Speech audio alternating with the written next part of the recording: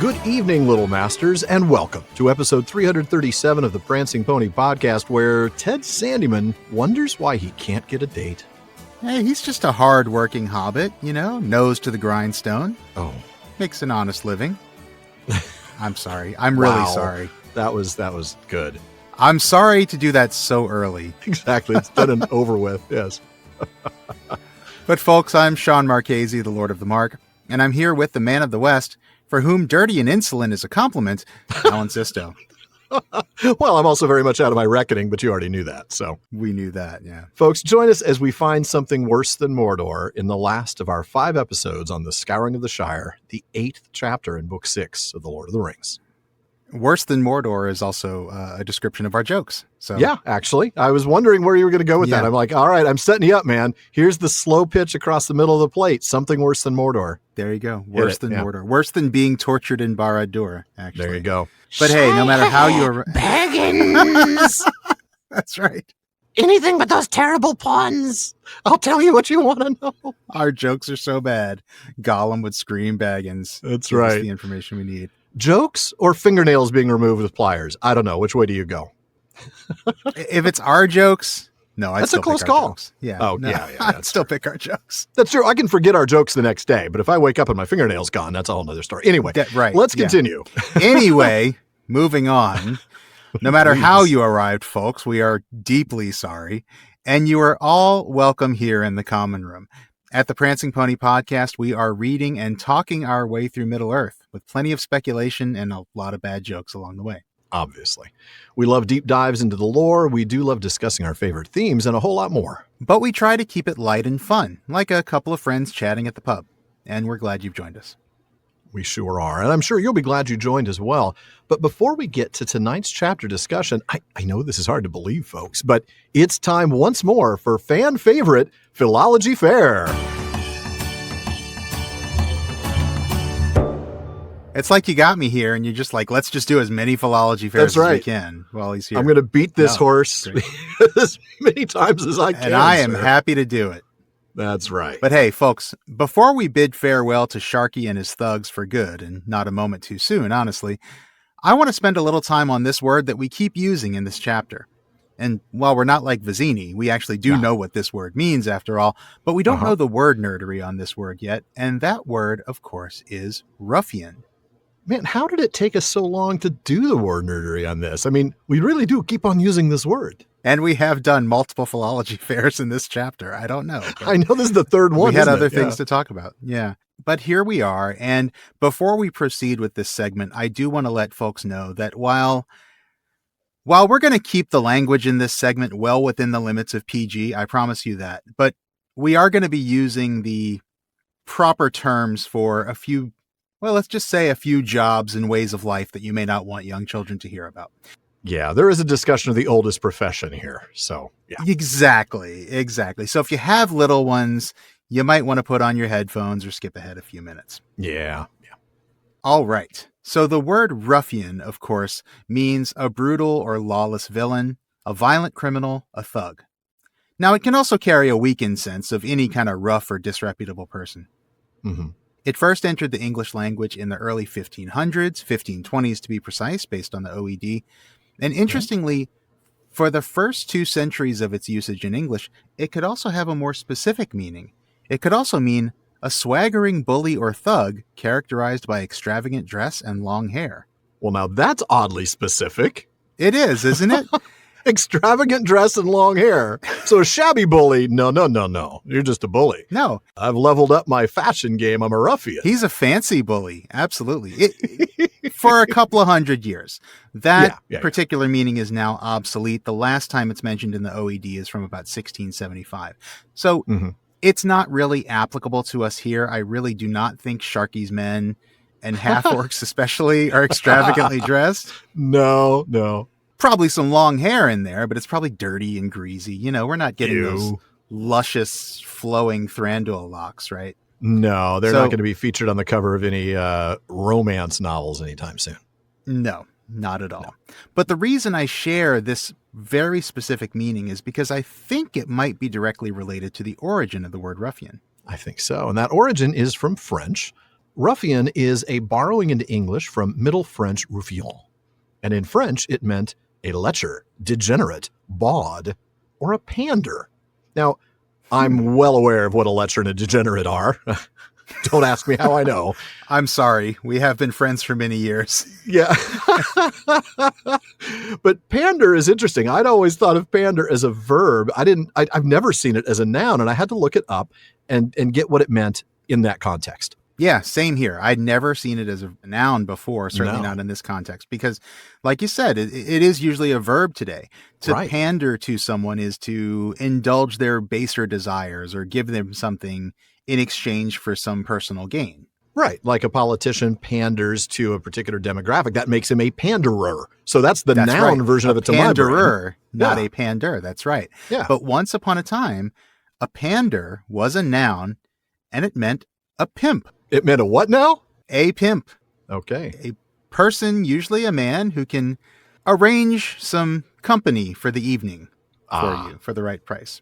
Okay. And that is exactly what this word ruffian originally meant. French ruffian was borrowed from Italian ruffiano in the 13th century. And yeah, it meant basically somebody who can get you a date as long as you're willing to pay for it. Even if you're Ted Sandyman. Well, I don't know. That's pushing it. But yeah, that's a very nice way of putting it, by the way. I'm impressed with how you handled yourself around that particular challenge. My hope is that that's an Apple Podcasts clean rating way of putting it. I think so. I don't think anybody's going to be checking, but I'm not going to mark the explicit box. Will you? No, I think we're fine. I think so. But I really do think that original meaning of pimp is related to that secondary meaning in English of a bully or thug with extravagant dress. I mean, certainly today, pimps have a reputation for dressing extravagantly and obvious displays of wealth, that sort of thing. And I imagine it's probably always been that way. Now I'm picturing the leader of the ruffians that they encounter in Bywater with like a red velvet robe and a fur stole and a hat with a gold chalice. Right? Oh, this is awful. But yes, it's also good. Yeah. So back to the etymology. The sad thing is, once we trace the word back to Italian ruffiano, that's about as far as we can go with any certainty. Yeah, I wonder, it's interesting that it traces itself through French and Italian. Like, should we not be surprised? I mean, it is a very European lifestyle. Let's put it that way. Exactly. Very continental lifestyle. Very Mediterranean. It totally is. Yeah, that's an interesting point. That does make me wonder, actually. I know. There's a sociology paper in there somewhere. There is, just sort of somewhere. Like the prevalence of that particular profession in the southern and Mediterranean areas of Europe as opposed to England, where it's just a lot colder, I guess. I don't know. Yeah. But anyway, the earlier history beyond Ruffiano is disputed. Okay. I saw in Wiktionary, there's some speculation that maybe it's related to this Italian word ruffia, which means dirt. Okay. But I literally only found that on Wiktionary. I found that it might also be from Latin rufus, which means red, though I'm not sure why, unless it goes back to that red velvet coat you were talking about. That's what I'm thinking. Extravagant dyes and colors in their clothing, maybe? That could be. Yeah, it could be. Maybe that was the guy you went to talk to, though, of course, the Cardinals always wear red, too. So I don't know if that's a good call. Or maybe it is. Maybe it's a perfect call. I don't know. No, I don't know. We're not going there. We're not. No, we're not. We're not pulling at that thread. No, we're not. Red thread or not. No. It could also be related to Latin rufo or rufon, which, this was interesting, is the name of a particular demon that's believed to have appeared in the form of a dragon to swallow St. Margaret of Antioch, which is very specific. Very specific. Yeah. Glad he swallowed St. Margaret of Antioch rather than the Holy Hand Grenade of Antioch, because then we'd have no more dragon. Well, that probably would be a good thing if he was a demon. That's fair. Yeah. It would certainly be a good thing for St. Margaret. That's true. Yeah. And then, there's also the possibility we can't rule out that maybe the Italian word was borrowed from a Germanic source, and it's true ultimately related to the word rough. We just don't know for sure. That's a good point. And certainly it sounds that way, right? I mean, that's the way we use it today, is in a way to kind of go along with rough. I mean, you think of a rough, you think of somebody who's rough, who's not That's polished. Right, yeah. Certainly who's not dressed extravagantly with long hair. Not dressed, exactly. Right. No. But what we do know is that once ruffian did actually enter the English language in, like you said, the 1520s, it's basically remained unchanged in form as well as in meaning. It still means a brutal or lawless villain, just as it does here in the text. It's kind of interesting that it hasn't really changed at all in a few hundred years. Not a lot of words can say that, frankly. Yeah, no, that's true. But yeah, like you said, brutal or lawless villain is still what it means, or thug or bully. Mm-hmm. Interestingly, the word ruffian actually crossed paths, etymologically speaking, with the word bully at one point. Oh. It seems like bully as a negative term, meaning, basically somebody who harasses the weak. Yeah. That actually appears to derive from a term bully ruffian, like hyphenated, bully hyphen ruffian. Oh, wow. The two words were together, sort of like a Reese's peanut butter cup of thugs. Of a Reese's peanut butter cup of awful behavior. Yeah. Yeah, seriously. This term is from the 1650s, and it may have meant someone who protects a prostitute, or sorry, that's the word that's in the dictionary. Well, right. Yeah.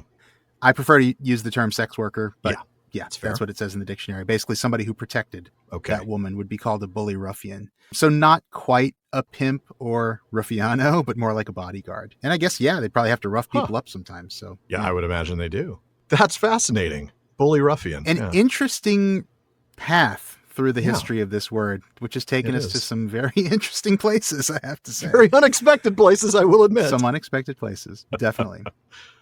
But anyway, thank you for indulging me in that, or pandering to me, as it were. Yeah. When you said indulge, I was immediately able to make a pander joke. See? Good job. See, you we've done this long enough. Same page, yes. All right. Well, now I think it's time to jump into the text, and let's meet the big ruffian himself, shall we?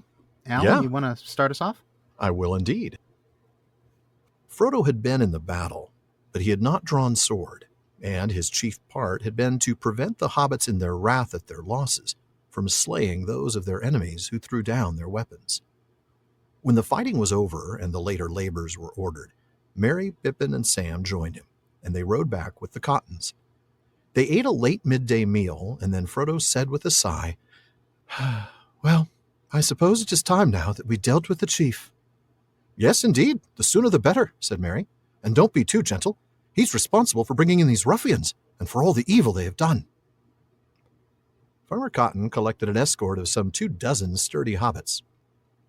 "Or it's only a guess that there is no ruffians left at Bag End," he said. "We don't know." Then they set out on foot.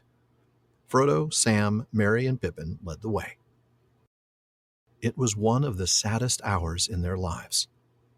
The great chimney rose up before them, and as they drew near the old village across the water, through rows of new, mean houses along each side of the road, they saw the new mill in all its frowning and dirty ugliness, a great brick building straddling the stream, which it fouled with a steaming and stinking outflow. All along the Bywater Road, every tree had been felled. As they crossed the bridge and looked up the hill, they gasped. Even Sam's vision in the mirror had not prepared him for what they saw. The old grange on the west side had been knocked down, and its place taken by rows of tarred sheds. All the chestnuts were gone. The banks and hedgerows were broken. Great wagons were standing in disorder in a field beaten bare of grass. Bagshot Row was a yawning sand and gravel quarry. Bag End up beyond could not be seen for a clutter of large huts. "They've cut it down!" cried Sam. "They've cut down the party tree!" He pointed to where the tree had stood under which Bilbo had made his farewell speech. It was lying lopped and dead in the field. Oh, man, this is hard. It's going to be heartbreaking. There's going to be some really sad moments this episode. Mm-hmm. So we pick up after the Battle of Bywater to learn that while Frodo had been in the battle, I mean, he wasn't off on the side behind the lines like a Chateau General. Don't you mean Chateau General? Oh, mais oui, yes, that is how we should say it. Outrageous French accent? Yes, well done. Yeah, I bet Tom Shippey, who I most recently read using this term, he probably would say it in French. He probably would, but that's because he actually speaks French and like six other languages, from what I understand. Yeah, exactly. Yeah. I, on the other hand, am a monoglot clown, so I have to proudly embrace that title because I have no other skills. Yeah. Yes. So yeah, he wasn't a Chateau General. He was in there. the battle, Yeah. not hiding behind the lines, but No. he never drew his sword. Right. Speaking of his sword, presumably this is Sting, right? Recall that Frodo gave Sting to Sam on the slopes of Mount Doom, where he added prophetically, I do not think it will be my part to strike any blow again. But Sam actually gave it back to Frodo at the field of Cormallen, Yeah. where we read, Then Frodo took the small sword that had belonged to Sam and had been laid at his side in Cirith Ungol. Sting I gave to you, Sam, he said. No, master. Mr. Bilbo gave it to you, and it goes with his silver coat. He would not wish anyone else to wear it now. That's true. Yeah. So I think this is So, yeah. Sting, and I wonder if it's glowing even a tiny bit. We don't see that because it's bright. It's the middle of day.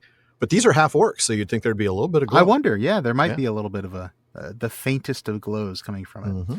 But anyway, back to Frodo's role in the battle. Yeah, instead of Yeah. fighting, his main role was to keep the hobbits from succumbing to bloodlust. Remember, they're Yeah. angry, and he wants to basically kind of keep them from making mistakes they're going to regret. Exactly. And it's very specific, right? It's not just, to keep them from killing people. It's to keep them from killing people who throw down their weapons. Kill them if you want to, but not if they throw down their weapons. And what would make normally peaceful hobbits kill somebody who'd thrown down their weapons? Wrath at their losses. Yeah. Wrath at their losses is what the text says. And yeah, I mean, you can't even begin to imagine these guys are probably fighting right next to their brothers or their cousins or their, lifelong friends. Yeah. As Tolkien would have done in World War I in many cases. Right. And yeah, it's a good point. yeah. So this peaceful approach by Frodo is, as we've talked about before, a much later development of the text for Tolkien. Early on, Frodo was much more active, basically playing the role that Merry has in the final version of the chapter. Mm-hmm. But interestingly, even though Frodo was more active in that draft and definitely fought, it's not as though Tolkien simply forgot about that moment in Mordor when he said, I don't think it's going to be my part to strike any blow again.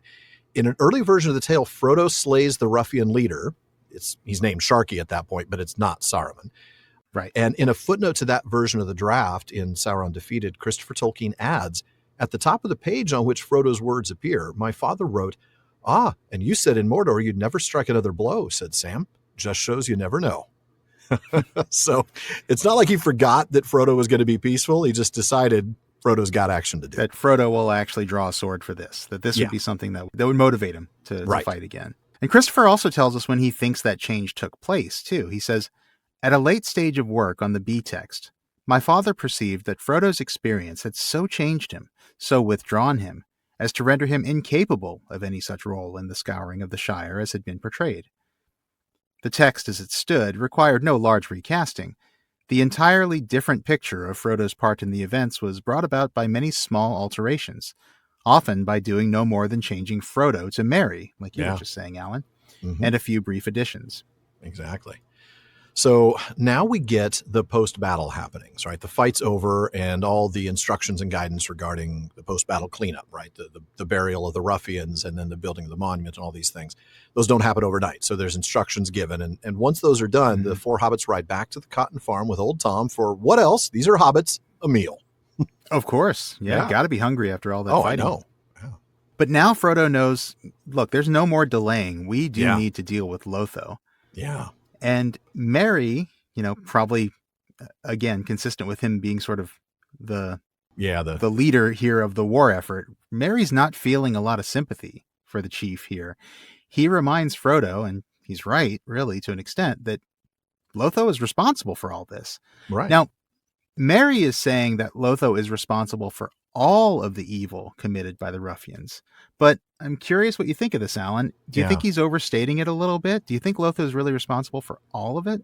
That's a tough one. I mean, the lawyer in me thinks about negligent hiring and, knew or should have known and that kind of deal. I mean, certainly he intended to bring in ruffians to impose his rule as the authoritarian leader of this regime.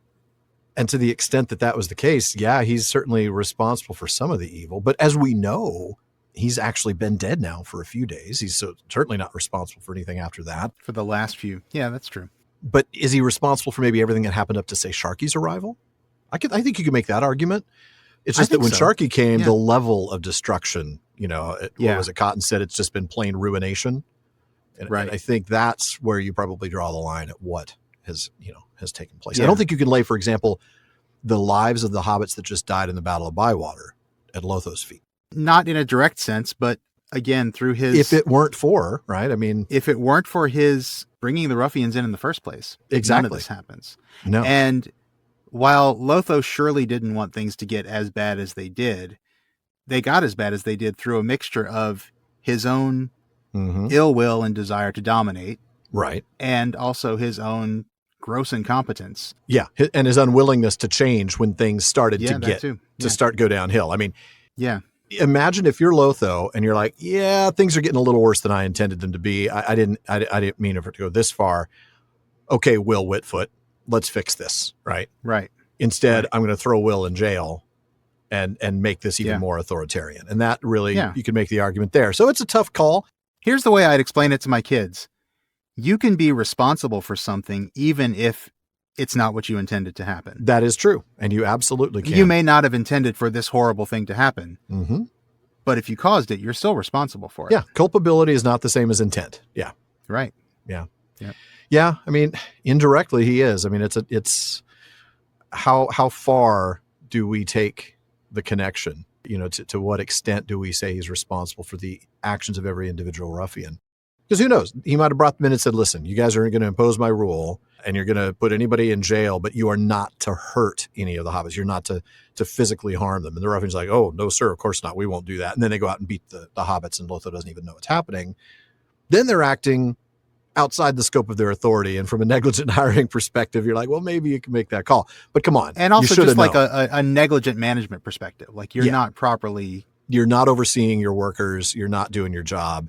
And come on, you brought in people that you didn't do background checks on. You brought them in from Isengard. You know that some of them are half orcs. So you reasonably should have known that they would not listen to your orders and that they would do terrible things. Therefore, yes, you're responsible. Totally. I think a jury would definitely, in a civil matter, it's slam dunk. Lotho's going to be financially on the hook for all the damage done by all of these people. Maybe not a criminal trial. Is he negligent? Is he going to be found guilty of murder? That's a tougher call. Yeah. That's a tougher call. But, you know. That's fair. I can get there. Probably under the felony murder rule, you know, any murder that's connected to the commission of a felony, like let's say a bank robbery. Me and you decide we're going to rob a bank. And I say, Shawn, we've got guns to make sure they give us our money, but don't kill anybody. Don't be stupid. And then you go in and we get in a fight and you shoot somebody. I'm guilty of murder. I mean, so are you, but I'm guilty of it because we were there committing a felony together. Exactly. Interesting. And you could certainly make the argument that Lotho committed a whole lot of felonies. Yeah. And if the murders were committed in the act of committing those felonies, then works for me. I like it. It's an interesting what if though. It is. It is. Well, of course, it's a what if that Lotho won't be having to deal with, unfortunately. Cotton gathers the elite hobbit guard here. I'm sort of thinking of the Praetorian Guard, right? And they're all wearing, the fanciest armors. No, they're not. They're just hobbits. Yeah. But these are 24 of the toughest hobbits, and they're there to ensure the safety of our four heroes. Yeah, of course. I mean, after all, there could be another group of ruffians there, just there as Lotho's guard. Yeah. I mean, I admit that's unlikely. These ruffians don't really have a handle on strategy, tactics, reserves, and that kind of thing. So they probably just poured everything they had into the attack. But there could be. Yeah. There could be. And so they head up. They are on foot rather than on ponies. And probably because they've got the 24 with them who are not mounted. Probably. Yeah. And then we get that line that hits so hard. It was one of the saddest hours in their lives. Yeah. When you think about all the sorrowful things they've gone through, I'm thinking about Merry on the Pelennor as Theoden dies right there in front of him. Sam thinking Frodo is dead and he's going to have to pick up the ring and carry on the quest. Pippin fearing for Faramir's life, watching Denethor lose his mind. This is one of the saddest hours. This is one of the saddest hours. And of course it is because the destruction has come home to the Shire, and of course that makes it feel all the more painful. All those other things happened outside the Shire. And we've been getting a lot of laughs over the last few episodes at Hobbit's ability to separate outside the Shire from inside the Shire. That's right. And you see like Cotton and the Gaffer and even Rosie, they don't really understand or care what happens outside the Shire. Obviously our four heroes did care, but still there's a difference there. Everything else was outside. This is inside. This is home. Yeah. And this is the destruction outside coming home. And of course it's very sad for them. Yeah. deeply. And the reasons why this is obvious are plain to see. I mean, they see this huge chimney straight in front. They see rows of these, awful new houses on both sides of the road. Yeah, a road which, by the way, used to be lined with trees, and there are now Right. no more trees at all. They're all gone. And then we get the ugly mill polluting the stream, and I just want to draw your attention to the alliteration. A great brick building straddling the stream, which it fouled with a steaming and stinking outflow. Yeah. That is amazing. The brick building first kind of leans into it, but then straddling the stream, steaming and stinking is just, it just keeps pounding you. It just keeps hitting you over and over the head with this. And it just has such a powerful effect, I think. Yeah. And we've talked about how sometimes that musicality kind of forces you to slow down a little bit. Yes. And really take this in. And I think that's what happens. I agree. And what they see here, make no mistakes. This is worse even than what Sam saw in the Mirror of Galadriel. Which was very bad. And let's go back to that to remind us of just how bad that was. Back then we read, like a dream, the vision shifted and went back, and he saw the trees again. But this time they were not so close, and he could see what was going on. They were not waving in the wind. They were falling, crashing to the ground. "Hi!" cried Sam in an outraged voice. "There's that Ted Sandyman a-cutting down trees as he shouldn't. They didn't ought to be felled. It's that avenue beyond the mill that shades the road to Bywater.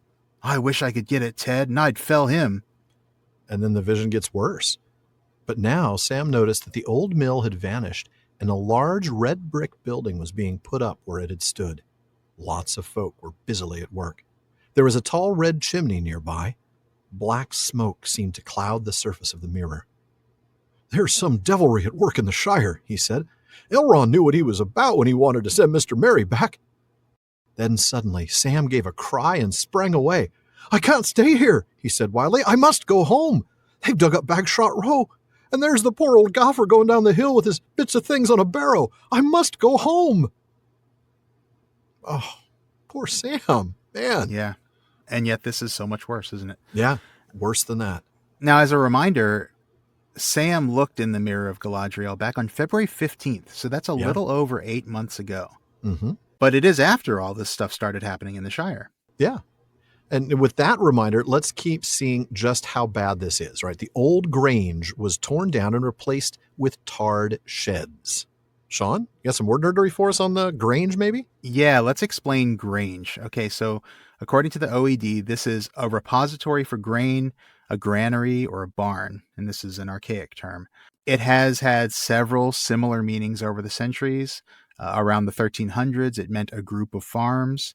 A little later, it meant specifically a granary or barn, or outlying buildings of a monastic or other estate by the late 14th century. A small farm is what it meant by the 15th century. So slightly changing shades of meaning, but always, obviously a prominent building on a farm. Yeah.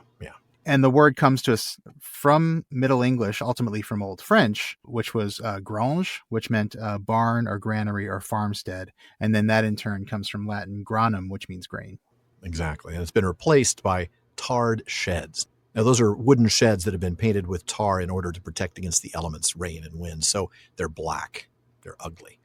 And by the way, the grange, this was interesting. I didn't know this initially, but you can see the grange as well as the chestnut trees that are now gone in Tolkien's famous watercolor, The Hill, Hobbiton Across the Water. The chestnuts are the ones with pink flowers in the painting. Hat tip to Hammond and Skull for that one, by the way. They're the ones. Yeah, I'm going to go take a look at that again. Yeah, right there in the first page of most copies of The Lord of the Rings. Excellent. So even the banks and the hedges have been broken, and we've got wagons just standing in a vacant lot. Now we know why people want HOAs, I guess. This is kind of like the Shire equivalent of having a bunch of junk cars on blocks in your front yard, right? Yeah, this is really ugly. This is just awful. Everything about this place screams it's cluttered and junky and Yeah. Oh. And of course, all of that, as bad as that is, the grange being replaced with tarred sheds, the trees gone, the mill, the presence of the mill and the pollution and all of that, that's all prelude to the absolute worst of it. Yeah. And the worst of it is, well, let's talk about it. Bagshot Row has been turned into a quarry, an open pit quarry. Oh. Bag End itself is hidden behind a bunch of huts. And the worst for Sam, at least, is that the party tree has been cut down. And not only cut down, that would be bad enough, Yeah, But this has just been cut down and is lying dead in the field. Again, this was destroyed for no reason. exactly. Yeah. In one of the drafts, it had been cut down and burned. What was remaining of it was still in the field. I mean, it wasn't burned for fuel or anything useful. It was just maliciously destroyed. But yeah. And again, this is the kind of thing that, as Cotton would say, this is beyond Lotho. Sharky's the one behind this kind of stuff. Yeah, this is, well, we'll talk more about it later, but I mean, this is just petty revenge. This is just the destruction of the Shire for the sake of destroying the Shire. Exactly. All right, so we're going to go ahead and come back to Sam's reaction to all of this after the break.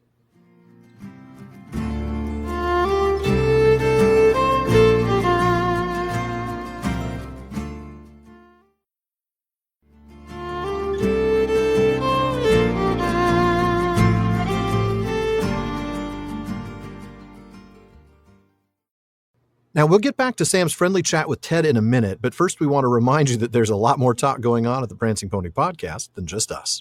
Yeah, the PPP has an amazing listener community. They're always coming up with great questions and discussions across all of our social media spaces. Check out our common room on Facebook, our dedicated subreddit, Twitter, and more. Now, on Facebook, just look for the Prancing Pony Podcast. Follow the page to get the news and the new episode drops, but you're going to want to join the group to get involved in some great discussions. Or if you prefer Reddit, you could find us there at r/prancingponypod. And on Twitter and Instagram, we're simply at prancingponypod.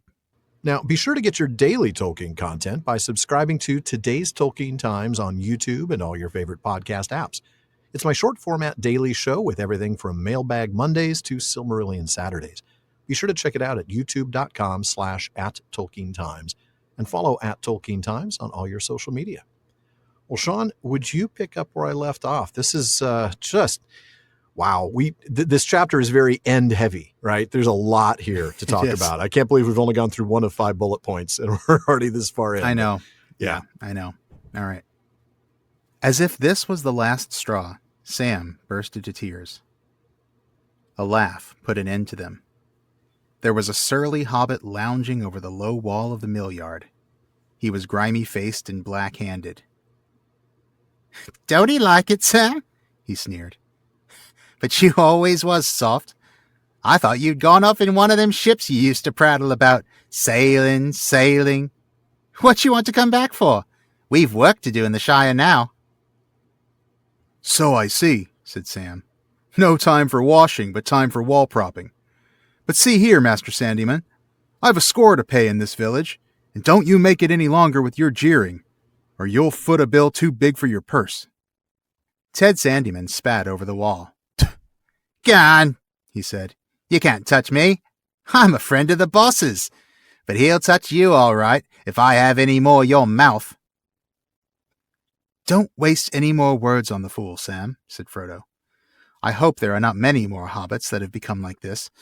It would be a worse trouble than all the damage the men have done." "You are dirty and insolent, Sandyman," said Merry, "and also very much out of your reckoning. We are just going up the hill to remove your precious boss. We have dealt with his men." Ted gaped, for at that moment he first caught sight of the escort that, at a sign from Merry, now marched over the bridge. Dashing back into the mill, he ran out with a horn and blew it loudly. "Save your breath," laughed Merry. "I've a better." Then, lifting up his silver horn, he winded it, and its clear call rang over the hill. And out of the holes and sheds and shabby houses of Hobbiton the hobbits answered, and came pouring out, and with cheers and loud cries they followed the company up the road to Bag End. Oh, man, that moment is awesome. The blowing of the horn, and everybody's just like, "I'm here. Let's go. Let's do it." Oh, We'll get to that, man. So we open this section with Sam's just weeping, falling apart at the sight of the party tree's death. I mean, it's just the last straw for him. And that's when we cut to, well, let's be honest, the Hobbit equivalent of Bill Ferny, the grimy-faced, black-handed Ted Sandyman. Yeah, who interestingly is not named until the next paragraph, right? Yeah. We don't read, right. Sam saw Ted Sandyman, grimy-faced and black-handed, lounging over the low wall of the mill yard.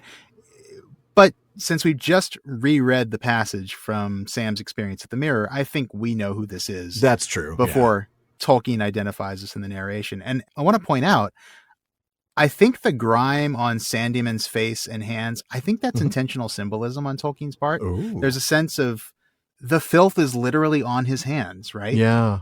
That's a good point. That's The external grime, the external filth is representative of all the junk that's wrong with the Shire. Yeah. That's right. And what's wrong inside Sandyman's soul. So, yeah. Ooh, in his soul even. Shawn, that's deep, man. Yeah, I think you're right, though. I mean, I'm not trying to be, too... No, I know. Overstating it. But I mean, like, the external filth shows corruption at the core, right? Shows rot inside. There's a reason orcs are ugly.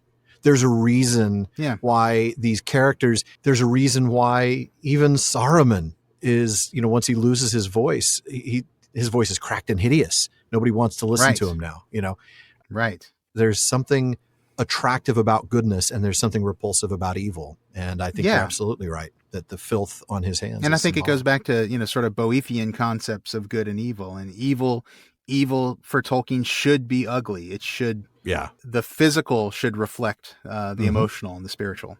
Yeah, absolutely. I think you're right.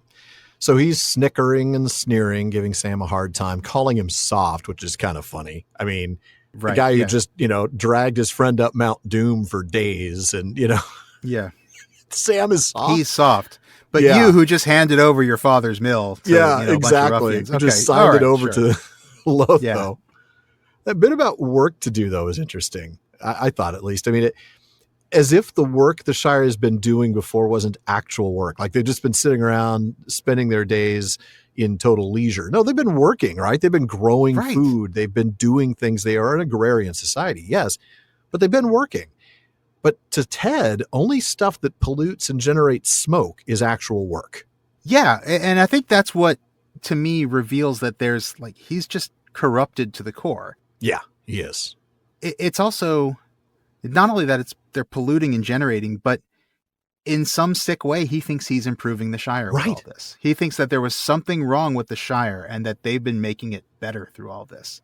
Kind of like, and I know we're going to talk more about this either in the mailbag or the P5, depending on how long the episode goes. But, when we talked about this last week about how, isn't it interesting that the ruffians have this approach of, well, the Shire needs waking up and setting to rights. And, you need to be doing work here. They're just there to destroy the place, but they actually have this mindset of you need to be doing something differently. Like we're going to make it better. Yeah. Right. Yeah. And I think Ted actually believes that, which is crazy. I think so. And that's the saddest thing about this. That is. Yeah.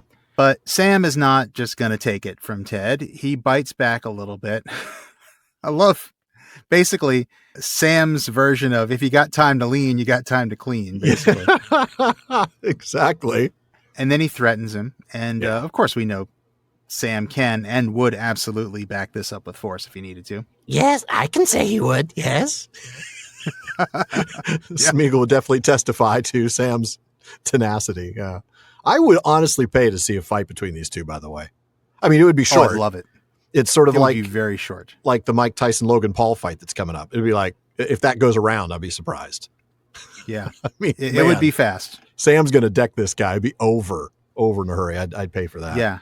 And by the way, if my prediction of that fight goes wrong, I apologize. I'm recording this at the end of May, so we're more than a month away from that. We'll find out soon enough. Yeah. But, I don't think even Ted would dispute that because Ted's confidence, his... Right. Gone, you can't touch me. I'll kick your butt. No, it's not. It's not coming from his own abilities, his own strength, his own ability to take Sam in a fight. What's making him confident is his connections to the boss. Yeah. Too bad the boss is already dead. Yeah, but, to the late boss. He doesn't know that. Meet the new boss, same as the old boss. Same as the old boss. Frodo knows, though. Look, Ted's not worth the time. He's not even worth the energy. He's not worth the emotional bandwidth. Just don't even say anything more to him, right? He's not the problem. He's a symptom of the problem. Yeah. And Frodo makes the observation, and I love this because he's so right here. He's absolutely right. Hobbits being turned into folks like Sandyman would be a worse trouble than the tearing down of the houses, the physical, ecological, environmental damage to the Shire. Let's talk about that a little bit. Yeah. What do you think?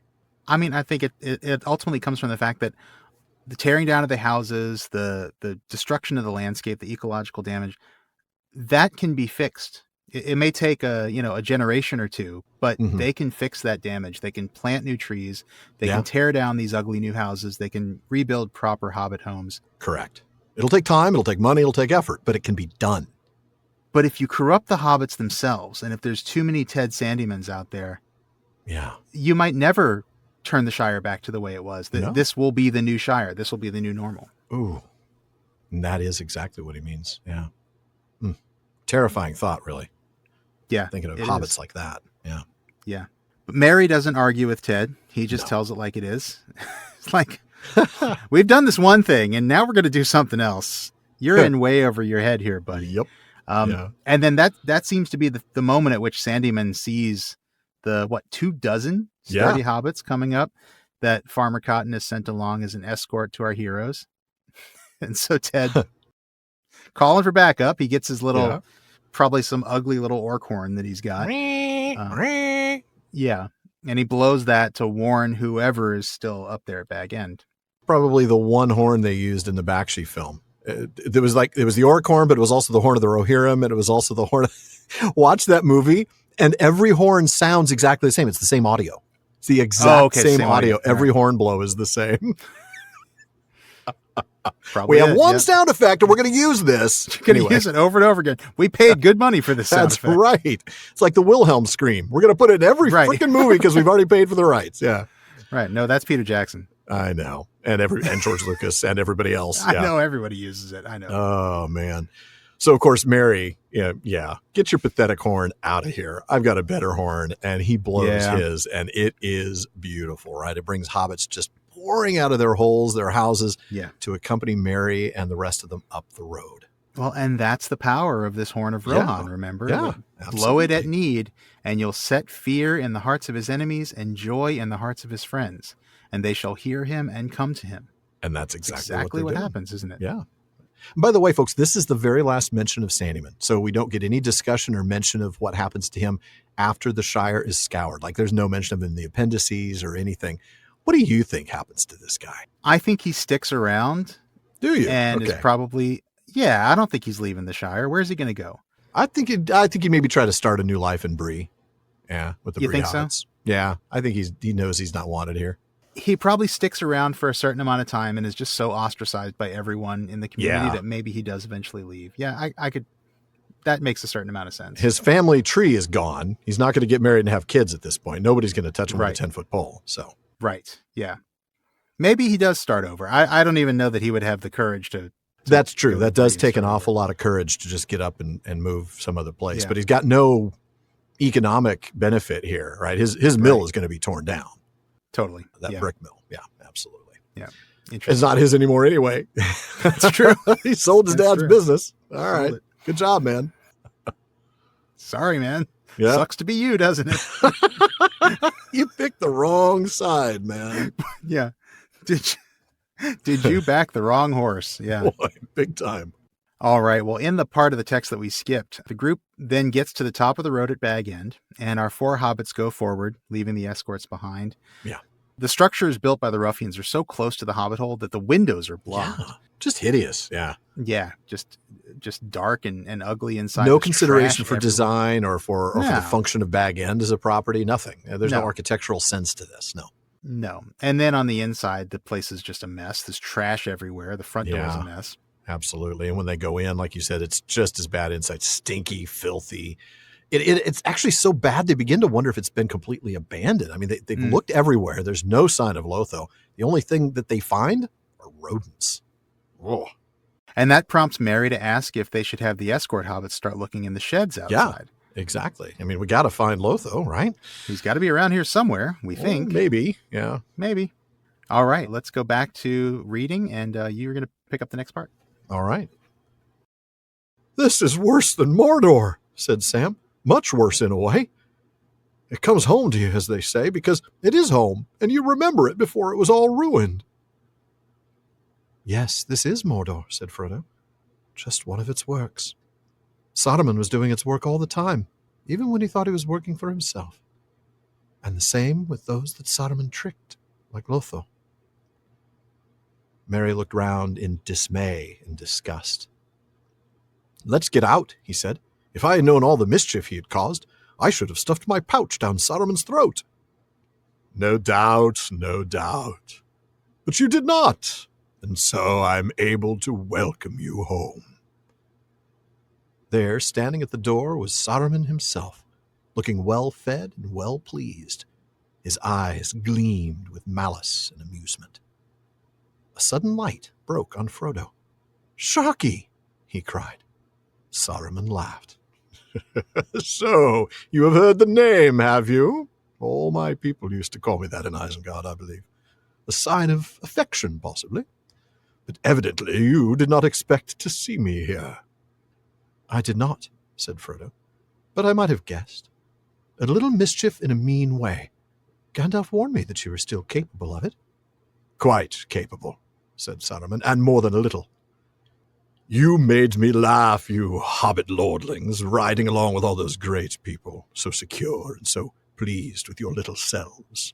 You thought you had done very well out of it all and could now just amble back and have a nice quiet time in the country. Saruman's home could be all wrecked and he could be turned out, but no one could touch yours. Oh no, Gandalf would look after your affairs." Saruman laughed again. "Not he. When his tools have done their task, he drops them. But you must go dangling after him, dawdling and talking and riding round twice as far as you needed. Well, thought I, if they're such fools, I will get ahead of them and teach them a lesson. One ill turn deserves another. It would have been a sharper lesson if only you'd given me a little more time and more men. Still, I have already done much that you will find it hard to mend or undo in your lives. And it will be pleasant to think of that and set it against my injuries." "Well, if that is what you find pleasure in," said Frodo, "I pity you. It will be a pleasure of memory only, I fear. Go at once and never return." Wow. All right. Wow. Hello, Saruman. Yeah. Didn't expect to see this guy here. I mean, we did because we've read the book before, but think back to the first time you read this. Did you any idea that Saruman was behind this? No. I thought he died when he fell on that spiky wheel outside of... No. Common misconception. I don't know That's why. right. That's right. So going back to the beginning of the passage, Sam starts it with a comparison to Mordor, right? Yeah. And a very clear explanation of why this comparison is accurate. This is worse than what he and Frodo endured in Mordor. Because, again, like we were talking about earlier, this is home. Exactly. Nobody expects Mordor to be anything but filthy and stinky and horrible. Yeah. But this used to be a good place. We know what this place was before it came to this. Exactly. And I want to bring in a book that we've mentioned on the show before, but not in the last few episodes. Tom Hillman's Pity, Power, and Tolkien's Ring. He makes some really astute observations. We're going to quote that a few times this episode. He writes, "What makes it worse than Mordor is memory. Sam's intention had always been to see it through and then return home to the Shire, and his memories helped sustain him through the darkness." We actually talked about that last week, right? Where he was imagining his toes dangling in the pool there by the bywater, hanging out with the Cotton Kid. That's right, yeah. So Hillman continues, "Sam does not see the pain of this homecoming as owing to any change in himself. The Shire was all ruined. No agent is named. The verb is passive. The subject receives the action, as if the destruction alone matters right now." And for Sam, it does. Yeah. Yeah, but absolutely. I find it interesting. Frodo doesn't say it's worse than Mordor. He doesn't compare it at all. He doesn't even use a simile to say, yes, it's like Mordor. He says it is Mordor. It's a metaphor, not a simile. It's so much more hard-hitting here. Yeah. Yeah. I think that's really, really telling that it is this is Mordor. This is what Mordor is, right? It's North Mordor. Mordor's work. Yeah, absolutely. And going back to Hillman, he points out that as long as his hurts and especially the memory of the darkness remain, Frodo will bring Mordor with him. Ooh, that's a very good point. Which is interesting. Yeah. It's heavy, but yeah. Yeah. And Frodo reminds us that Saruman was working for Sauron the whole time. Mm-hmm. Just like Lotho thought that he was working for himself, but he was really working for Saruman. Saruman thought that he was working for himself, but he was really working for Sauron. And at the end of the day, Lotho was working for Sauron. Yeah. Right. Ultimately, yeah. Mm-hmm. And that is Mordor. That is what Yes. Mordor is. That's what Mordor represents. And that's why the metaphor instead of the simile. It spreads its little tentacles of evil all throughout. Yeah. Right. Seduces with power, and the people in power think that they're in power, but really they're just serving Sauron. Yeah. Yeah. Even Saruman, who had to know better, right? I mean, he absolutely had to know somewhere deep down he's only doing Sauron's will. He's not. Yeah, You would he think can't so. possibly. I mean, I know he's deluded himself into thinking that he could become a ring lord and dominate Middle Earth, but come on. I think he thought he was smarter than Sauron. I think I think he thought he was a step ahead of Sauron the whole way. I think he thinks he's a step ahead. I don't know why, but no, I don't know why either. That's for sure. But you're right. This is very much how Mordor operates. Mm-hmm. I mean, you even think about the influence in Minas Tirith through the Palantir on Denethor. Same kind of thing. Denethor's out there using the Palantir to see what he needs to see. And sure, he's not seeing anything that's a lie. Everything he sees is actually accurate, but it's lacking context. And it's all because Sauron is in control of what he sees and what he doesn't see. He sees the fleet with the black sails, but he doesn't see Aragorn on the ships. He sees the things that Sauron wants him to see. So Sauron is controlling it, just like he's controlling Saruman, who's in turn controlling Otho. Yeah. Oh. It's an interesting reminder that Sauron's greatest strength, his greatest weapon, is not mustering armies of orcs by the thousands or Easterlings or Haradrim. It's the ability to make others behave in a Sauronic way, right? It's spreading Sauronic ideas, Sauronic belief, even if you want to think back to Numenor and the cult that started there. The temple and things, That's the worst thing Sauron does, is make others like him. Ooh. And that's exactly what's happened with poor Lotho, who was basically becoming a mini Saruman, who in turn was a mini Sauron. So Mary just wants to get out of this hideous place, right? Look, all there are here are rats and mice and trash. Let's get out of this place. In fact, I regret having shown any kindness at all to Saruman back in Dunland when I offered him that tobacco. Yeah. And that's the moment, of course. Speak of the devil, just as he speaks his name, they hear the voice of Saruman welcoming them home. Yeah. Oh, and he is he is annoyingly chipper about all this. He looks perfectly happy, perfectly healthy. He's very self-satisfied in that typical smug Saruman way, right? Mm-hmm. Mm-hmm. And it's only then that Frodo suddenly has the light bulb moment where he's like, oh, Sharkey. Oh, you're Sharkey. That's right. You're this guy that everybody's been talking about. Uh-huh. To which Saruman explains that, oh, yes, my people in Isengard called me that as a sign of affection, I think. I think, yeah. In drafts, once Sharkey actually became Saruman, he said, I believe all my men used to call me that in the better times. They were so devoted. And then Christopher Tolkien explains that the footnote, which in the text tells us it was probably Orcish in origin, Sharku, old man, that footnote, by the way, that explains the etymology of it, was not added until the book was in page proof, which seems a little late to add something like this, but very cool, and I'm glad he did. I mean, we added a couple of footnotes in page proof, so. Well, yeah, that's true. That is true. But this does seem kind of important. This is kind of important. Yeah. It? Well, I mean, when you realize, though, in fairness, he didn't even get to the point where Sharkey was Saruman until very late in the process. So that's not a surprise. Yeah. Yeah. And it does seem like the kind of thing like, how do you insert this casually into the text, or, it has to be in a footnote. And that's true. This is a footnote kind of thing, isn't it? And it especially makes sense because it was such a late development, and there have been so many different people named Sharkey, and Saruman has just been the last one on the list. Yeah. It does make sense.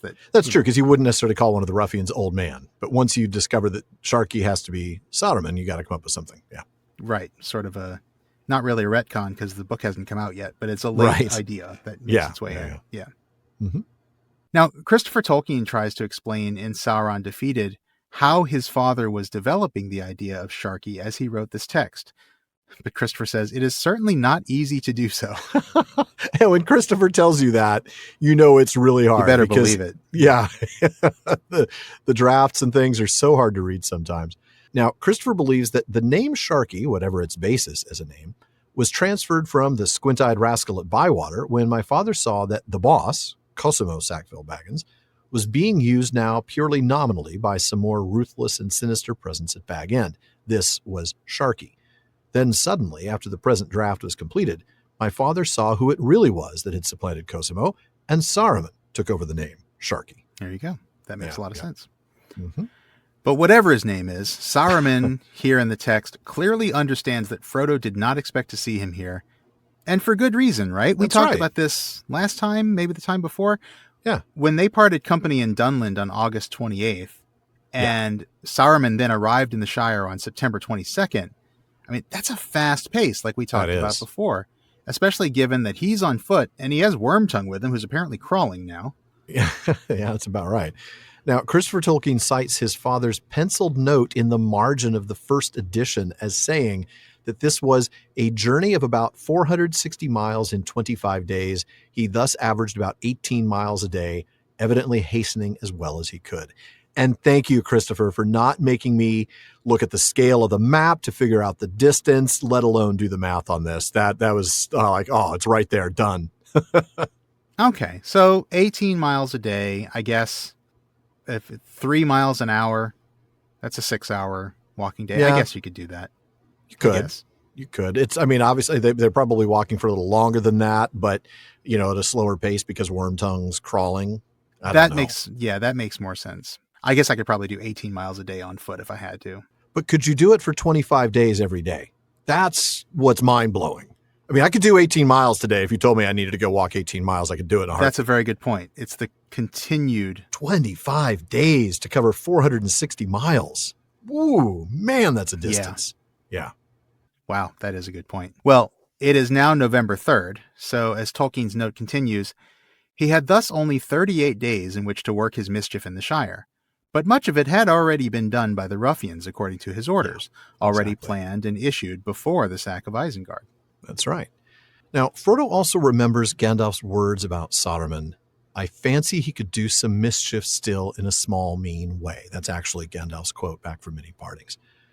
But Saruman, quite, and more than just a small way, might I say. Look at what I've done. Look at the scope and scale of my incredible, mischief, right? I've done a lot of mischief. You want mischief? I've done mischief. Let me show you all the mischief right here. Yeah. Let me show you all the mischief. This ain't small mischief, boy. Yeah. And he says that these hobbit lordlings have made him laugh. I love that phrase, hobbit lordlings. They are. They are. They really are. Little lords, yeah. With their misplaced confidence and the belief that their home would be safe. Yeah. Even though they'd destroyed Saruman's place. So again, this is just petty revenge. Like, you destroy my home, I'm going to destroy your home. It is crazy. I mean, none of this changes what's happened in Isengard. It's not like Saruman's going to get the tower back, Right. Yeah. And it's not like destroying this place is even a path to getting the tower back. There's no benefit to Saruman in this. None. It's not like this is a strategic assault on the Shire because, the keys of Isengard are here or something ridiculous like that. Right. I mean, this is nothing. No, this is just petty revenge. And he really hates Gandalf. He sure does. This is partly revenge against the hobbits, but it's really ultimately only revenge against the hobbits because Gandalf cares about the hobbits. 100%. Right. Absolutely. I mean, he just despises Gandalf and anything that he touches. And then he accuses Gandalf of using the hobbits as tools and dropping them. And this is where we get that clear description of how coming to the Shire wasn't originally part of Saruman's plan, right? Had they not encountered him in Dunland, he wouldn't have been prompted to head to the Shire. He changed his mind at that point. So what if they didn't meet him in Dunland? What if they didn't meet him at all? I mean, a lot of the damage is already done in the Shire, so... That's true. They still have a lot of scouring to do once they get here. They do. That's true. I mean, Lotho and all of that, yeah. Yeah, but it is scary to think that if Saruman is not here and they don't dispatch him here, but he doesn't get dispatched here. Yeah. So he comes by later.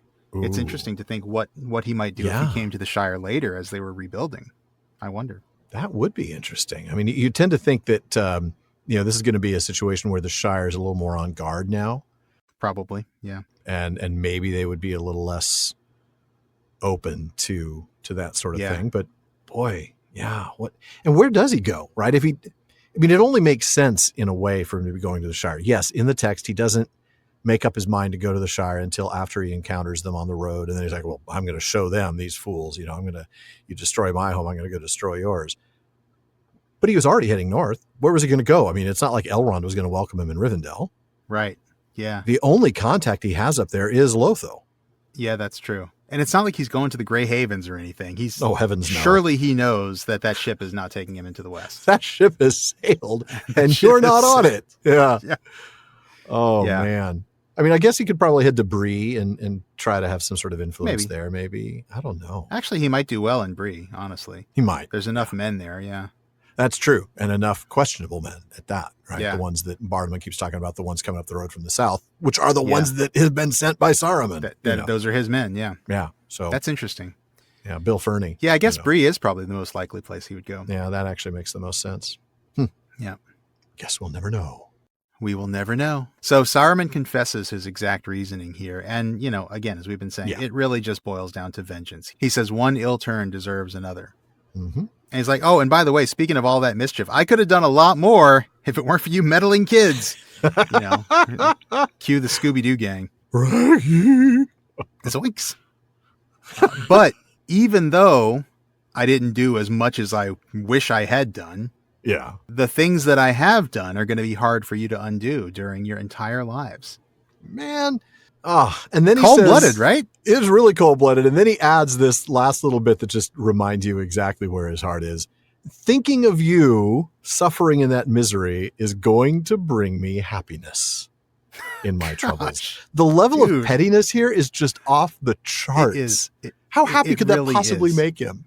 Well, I'm miserable and I'm homeless and I've got this groveling worm next to me and I have no powers and I'm pretty sure the Valar aren't going to welcome me back home. Yeah. But I'm happy because the stinking hobbits are miserable. Because the hobbits are miserable, at least. Wow. Yeah. Petty. It really is petty. It is beyond petty. It's just, I don't know the word for it. I know. Whatever is beyond it is definitely what Saruman is right now. Vindictive, I guess, is the word for it. Vindictive. Definitely far beyond just petty. Speaking of petty, Frodo feels pity. And I just thought I'd play those two words together. Very nice. It's interesting because we'll talk more about this in the next section, but Frodo says, man, I feel sorry for you. If that's what makes you happy, wow, what a terrible place to be in. How hard must your life be for you to get joy from our suffering? And I think that shows Frodo's wisdom, that he realizes how we're seeing so much misguided that is. Yeah. All of this, right? I mean, and we'll see more of that throughout the rest of this chapter, of course. But, Frodo's pity, though, does not extend to hospitality. He commands Saruman to leave. Get out. Don't let the doorknob hit you in the butt on the way out. Don't ever come back. Yeah. You're done here. Yep. And Shawn, that's where I'm going to have you pick up the next reading. All right. Saruman looked around at their hostile faces and smiled. Kill him, he mocked. Kill him, if you think there are enough of you, my brave hobbits. He drew himself up and stared at them darkly with his black eyes. But do not think that when I lost all my goods, I lost all my power. Whoever strikes me shall be accursed, and if my blood stains the Shire, it shall wither and never again be healed. The hobbits recoiled, but Frodo said, Do not believe him. He has lost all power, save his voice that can still daunt you and deceive you if you let it. But I will not have him slain. It is useless to meet revenge with revenge. It will heal nothing. Go, Saruman, by the speediest way. Worm! Worm! Saruman called, and out of a nearby hut came Wormtongue, crawling, almost like a dog. To the road again, Worm, said Saruman. These fine fellows and lordlings are turning us adrift again. Come along. Saruman turned to go, and Wormtongue shuffled after him. But even as Saruman passed close to Frodo, a knife flashed in his hand, and he stabbed swiftly. The blade turned on the hidden mailcoat and snapped. A dozen hobbits, led by Sam, leaped forward with a cry and flung the villain to the ground. Sam drew his sword. No, Sam, said Frodo. Do not kill him even now, for he has not hurt me. And in any case, I do not wish him to be slain in this evil mood. He was great once, of a noble kind that we should not dare to raise our hands against. He is fallen, and his cure is beyond us, but I would still spare him in the hope that he may find it. Saruman rose to his feet and stared at Frodo. There was a strange look in his eyes of mingled wonder and respect and hatred. "You have grown, halfling," he said. "Yes, you have grown very much. You are wise and cruel. You have robbed my revenge of sweetness, and now I must go hence in bitterness, in debt to your mercy. I hate it and you. Well, I go, and I will trouble you no more. But do not expect me to wish you health and long life. You will have neither, but that is not my doing. I merely foretell." Wow, lots to unpack here. So much. First off, I had you skip a little bit in the reading because we have to skip something. And in that bit that we skipped, as Frodo issues his command to Saruman to leave, the residents of Bywater and Hobbiton come up to Bag End, right? They'd seen Saruman, and they were quite understandably out for blood. They demanded justice. I mean, after all, he'd murdered hobbits, and of course he had, and so he should be slain. Yep. And I'm reminded of Gandalf's words to Frodo way back in the Shadow of the Past when he said, "Many that live deserve death, and some that die deserve life. Can you give it to them? Then do not be too eager to deal out death and judgment, for even the very wise cannot see all ends." Man, that line, that is powerful. And he makes such a good point there. I mean, sure, in the context of that conversation, he's talking about Gollum, right? Many that live deserve death, but then he flips it around. Some that die deserve life. The hobbits that just died in the Battle of Bywater, just that very morning, they didn't deserve to die, but they died. Can you, Frodo Baggins, can you, hobbits of the Shire or hobbits of Hobbiton and Bywater, can you give those dead hobbits life? If you can't, Of course not. and you can't, then do not be too eager to deal out death and judgment. He's not saying never deal out death and judgment. He's don't be eager to do it. Don't be too eager to do it. Exactly. Yeah. Sort of like Frodo, it's like last resort, Yeah. Yeah. Don't think that it's up to you to right the wrongs of the world, whether it's killing those who should be dead or making alive those who should be alive, because you can't do that. That is not our place. We do not have that power. We do not have that authority. Even the very wise cannot see all ends. And that's sort of where Frodo goes with this, right? And we'll get to that. But before Frodo can issue his plea for restraint, Saruman mocks him. "Go right ahead and kill me if you think there are enough of you. You and whose army?" Right. I mean, he is still Saruman, let's be honest. Totally. He totally is. And then he makes this interesting claim. He says, "Anybody who strikes me would be cursed, and if my blood stains the Shire, it will permanently wither." That is an interesting choice of words. When they last encountered Saruman in Dunland, Gandalf said something I really remember, because Gandalf's always talking about people's redemption. There's always a chance for somebody to redeem. I mean, that line that we just talked about Gollum, he was saying to Frodo, you don't know what's going to happen with Gollum. You have no right to end his life. Right. Gandalf doesn't give up on anyone. But he said of Saruman in that moment, "I fear nothing more can be made of him. He has withered altogether." So he has withered, but he is now saying the Shire's going to wither. Yeah. That's very interesting. That's a really interesting connection. Yeah. Now, Tom Hillman makes another of his many really good observations shocked, here. Yeah. He says, "Saruman may warn that dire consequences will come of killing him, but Frodo knows these will arise from the indulgence of the hobbit's evil mood and acting in wrath and hatred, not because Saruman has cursed them and their land." Let's talk about that. In other words, there's no power in the curse of Saruman. The power is in the fact that you chose revenge and what that does to you as a people. And again, it's that idea of corrupting the hobbits. It would make the hobbits more corrupted. It would make them more Sauron-like. And certainly more willing to end up doing the thing that Frodo says no hobbit has ever done, which is kill another hobbit on purpose. Right. This wouldn't count as one. Saruman's not a hobbit, but he's not a hobbit. The fact of killing him in revenge for these other deaths would bring you one step closer to being willing to do that with another hobbit. Right. If you will kill him in revenge, you might kill somebody else in revenge next time somebody wrongs you over something silly. Yeah. Exactly. I will say it's very interesting. I think kind of did a double take the first time I read this line from Hillman's book, right? Frodo knows these will arise from the indulgence of the hobbit's evil mood.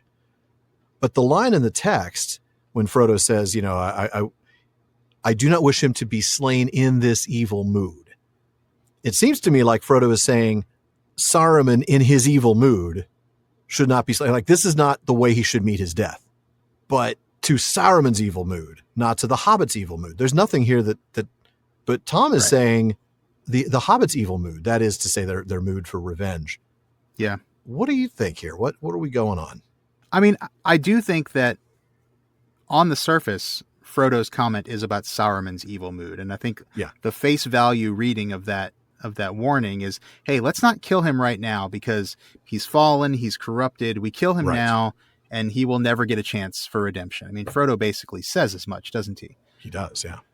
I think what Tom is doing, and maybe he'll listen to this and let us know what he was actually doing, but I think he's actually holding up a mirror to that idea to show us that it's not just Saruman who's in an evil mood right now. It is the hobbits who are also in an evil mood. So, yes, Frodo says don't kill Saruman because he's evil. He's in an evil mood and we need to give him a chance to redeem himself. But it's also equally true that the hobbits themselves are in a wrathful mood that could become an evil mood, and that may already be leaning towards an evil mood. And that would not be good either. And I think that's why Tom phrases it that way. That sounds about right. I mean, it's sort of... Tom, let us know what you think. Yeah, definitely, Tom. Please reach out. I'm sort of thinking of some of the questions that we've asked before, like, is it fate or free will? Yes. Yeah. Are we talking about Saruman's evil mood or the Hobbit's evil mood? Yes. Yes. Yeah. Right. Yeah, I think so. And, there's probably an element of Frodo doesn't want to tell the hobbits that their mood is evil, because then they're going to turn on him. So he's only going to make reference to Saruman's own evil mood. People get very defensive of their own evil. And if he were to accuse them of that, like, hey, you guys are on the borderline of falling into evil by being wrathful and vengeful. Right. That's not going to go over very well. No, they're not going to be receptive to that, though. What are you talking about? We're not evil. He's evil. We're just trying to get back. Here, let me kill Saruman, and now we can have this argument. Yeah. Right. Yeah. Right. Exactly. We can have this ethical discussion as soon as I kill this. As soon as I finish slaying this guy. Yeah. That's a good point you make, Frodo. Thump. Yeah. As he sticks his knife into Saruman. What was that about an evil mood? Yeah. So while Saruman's threat of, hey, the Shire is going to be withered if my blood is spilled here, it has the desired impact on the Hobbit masses, right? They seem to step back and be like, oh, hey, wait a minute, maybe we need to be careful. Frodo's not impressed, right? He speaks of the loss of Saruman's power and the danger of his voice, which I have to say seems to have recovered a bit after their encounter in Dunland. Back then, we read that his voice was cracked and hideous. You and I both kind of took the tone here that it's back to normal. I think he's sort of in his element now, right? He's in power. He's executing his plan, and it's bringing him that joy. I mean, he really is happy to watch this. And it may be that his power is diminished now, and he could only still have his old eloquence, his old effect, the old voice of Saruman effect on, quote unquote, lesser beings like hobbits. Right. Oh, I'm thinking of even lessers, like Ted Sandyman as opposed to, our four heroes. Right. For sure. Yeah. Would he still be able to have that effect on Theoden and Aragorn? No. Maybe not. We don't know. Yeah, I don't think so. But certainly against hobbits and against sort of the simplest hobbits of the Shire, I think he's got his power back. Yeah, especially in one-on-ones and in small groups. Could he persuade all 24 of these guys plus the four heroes? I don't know, but we're not gonna find out, are we? We won't find out. No. But continuing with the theme of not killing anyone unless as a last resort, Frodo forbids the killing of Saruman. He says there's no use in meeting revenge with revenge. Wow. It will heal nothing. So wise. And I love this. I want to talk about this in a moment. But first, I want to go back to Tom Hillman's book. Yeah. Folks, in case it's not clear yet, you really should read this book. Yes, you should. Please do. So Hillman points out that all Saruman has now is malice and revenge. Motives Frodo didn't understand when Gandalf adduced them as sufficient to explain why Sauron would wish to destroy the Shire and enslave its inhabitants. Mm-hmm. As with pity and mercy, Frodo has since come to a better understanding, seeing the uselessness of vengeance for healing and the harm that killing Saruman in this evil mood would do to the hobbits. Wow. And once again, that evil mood there could apply either way. Yeah. And or both, really. Specifically there, I think he is thinking of it more in the hobbit's evil mood. Yes, I think so. And certainly the effect on them. I mean, sure, the effect of killing him in this evil mood for him would be a singular moment and it would be permanent. He'd be dead. Yeah. But what it would do to the hobbits is long-term, exceedingly long-term, and points them down a road that is certainly not the road that we want to see the hobbits go down. That's right. And I think, going back to Frodo's don't meet revenge with revenge. I mean, I think Frodo recognizes that at some point we just need to be more enlightened about this and just let go of revenge and just move past it. Yeah. It's going to hurt and it's going to be miserable and we're angry now, but it will heal nothing to do this. Killing Saruman today in this moment, even before they find out that Lotho is dead, is not going to bring any of those hobbits that died in the Battle of Bywater back. It's not going to heal the land. It's not going to help anything. It's just going to perpetuate the violence. Yeah, exactly. And not perpetuate indefinitely. And I don't mean in perpetuity, but I mean like it's going to keep the violence going. Exactly. And we just need to like cut it off and let the healing start. Exactly right. Well said, sir. So Saruman, finally defeated, though not quite, as we'll see, calls on Wormtongue, who obeys, crawling almost like a dog. And we see that sort of dog-like reference before. We've seen that with Gollum following Frodo and Sam many, many times in the Emmenwheel and the marshes and things, that sort of dog-like thing. And combine that with Saruman calling him only Worm now, not even Wormtongue. And it's like we've completed the dehumanization of Grima, son of Galmod. It's complete. He's no longer a human being. It's awful. That's a very good point. Like even when he was Wormtongue, which is not a flattering thing to call him. No, it's not.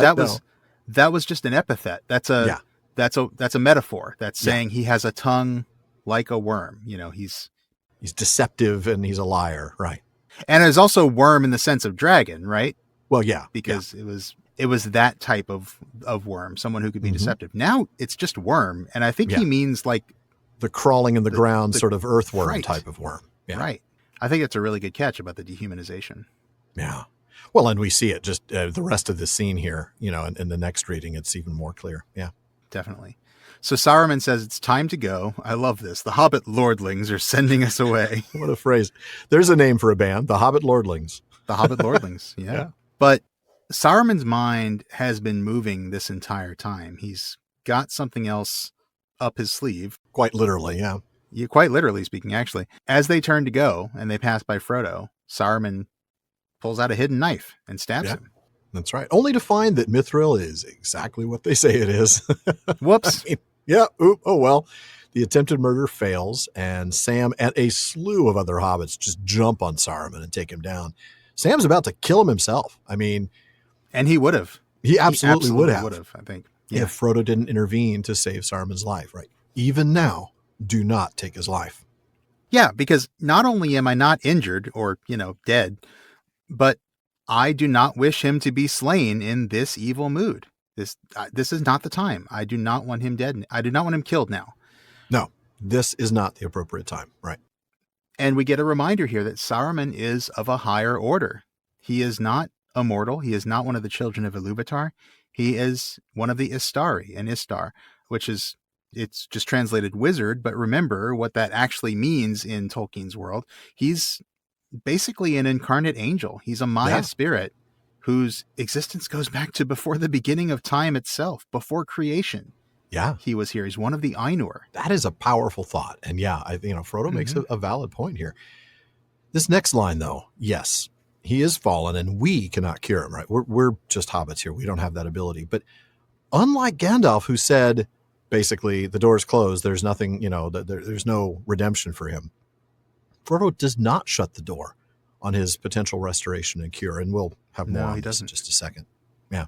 Yep. Yeah. So when Saruman gets up, right, he's got this strange look in his eyes. And boy, it really is a strange blend, isn't it? Tolkien says wonder and respect and hatred. Those first two kind of go together. But wow, throw hatred into the mix. That is an interesting look on his face. It's another one of those. To me, again, it kind of smacks of pettiness. It's this idea that, like, I recognize that you are a decent person and that you are showing me mercy. You are wise. You are powerful in spirit, and I hate you for that. Yeah. Yes, it is total petty. Yeah. Yeah. And he notes that Frodo has grown in both wisdom and cruelty, which is... Frodo hasn't grown in cruelty. That's just Saruman's perspective. Not. Yeah. It's Saruman's perspective because he considers it cruel to be given this mercy. Yeah. He wants to continue to just gnaw at this pettiness, to just gnaw at this hatred. Yeah. And to be given mercy makes him question that. And that is cruel to him. That is. Yeah, you're right. Because not only does he have to go being robbed of the extent of the revenge that he wanted, but he also is now in debt to Frodo's mercy. Yeah, it's a terrible place for him to be. And he hates both the mercy and the merciful. And he expresses it quite clearly. Yeah. The person himself. Yeah. Yeah. And he departs with a foretelling that Frodo will not have health or a long life. Let's talk about this, Shawn. That's interesting. Yeah. I mean, in light of Frodo's very real health issues, right? I mean, he talks about having been wounded with, blade, sting, and shadow, right? Mental, physical health issues that he's got. And he's going to be departing for the Undying Lands here in just a couple of years. Mm-hmm. Do you think Saruman actually had some foresight here, or is this just wishful thinking that happened to be kind of accurate? Because it really could go either way. I suspect he probably had some foresight. Yeah. I mean, he is an Istar. He might have very limited foresight. Mm-hmm. He may only be seeing part of it. He may think it's going to be much more miserable for Frodo than it actually is. I know it's no picnic, but he may not be aware that Frodo is going to go to the Undying Lands. I was going to say that's probably the wild card that he doesn't have an idea about. Yeah. Instead, he's going to suffer, mentally and physically for the remaining years of his life, which will be short because of the pain that he's in. Right. Yeah. That's what I think. Yep. Well, before we go to the next reading, we want to go back to Tom Hillman's book, Pity, Power, and Tolkien's Ring, to discuss some of this. And first, as a sort of answer to our last discussion point, Hillman suggests that Saruman did see something in Frodo, writing, Frodo's cure, too, is doubtful, which Saruman sees just as Gandalf had.